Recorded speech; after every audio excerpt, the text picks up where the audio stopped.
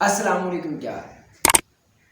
آج میں آپ کو ایک سٹوری سناتا ہوں، دریا کی کہانی۔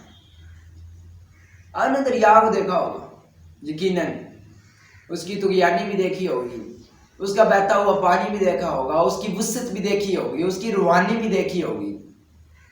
اس کی بہت ساری کوالٹیز ہیں، وہ بہت بڑا ہوتا ہے، وہ مسلسل بہتا رہتا ہے، لوگوں کو فائدہ پہنچاتا ہے۔ کچھ لوگ اس سے مچھلیاں پکڑتے ہیں، کچھ لوگ زراعت میں اس کا استعمال کرتے ہیں، کبھی کبھی نقصان بھی پہنچاتا ہے لوگوں کو سیلاب کی صورت میں۔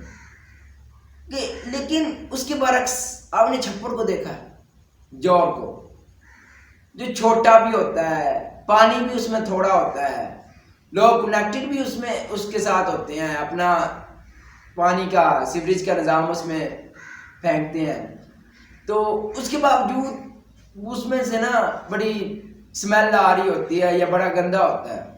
اس کی وجہ کیا ہے؟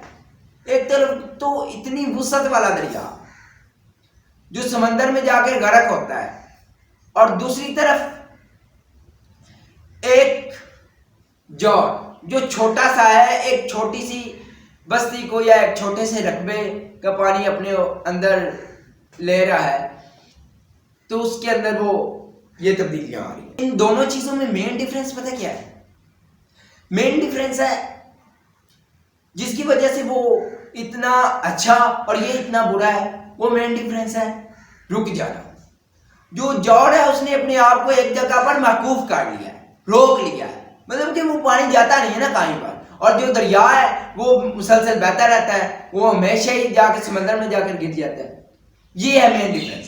اسی طرح ہم بھی جب فیل ہوتے ہیں تو ہم فیل نہیں ہوتے اس وقت تک جب تک ہم رکتے نہیں ہیں۔ جس دن ہم نے خود کو روک لینا ہے، بس ایفرٹ کرنی بند کر دینی ہے، اسٹرگل کرنی بند کر دینی ہے، تو اس دن ہمارا حال اس جوڑ کی طرح ہو جانا ہے جو آنے جانے والوں کو بھی تنگ کرتا ہے۔ اگر ہم مسلسل اسٹرگل کرتے رہیں گے، ایفرٹ کرتے رہیں گے، تو ہم اس سمندر کی طرح ہیں جو لوگوں کو فائدہ بھی پہنچاتا ہے، اور جس وقت لوگ اس کو تباہ کرنا چاہتے ہیں، لوگوں کو خود آٹومیٹکلی نقصان ہو جاتا ہے۔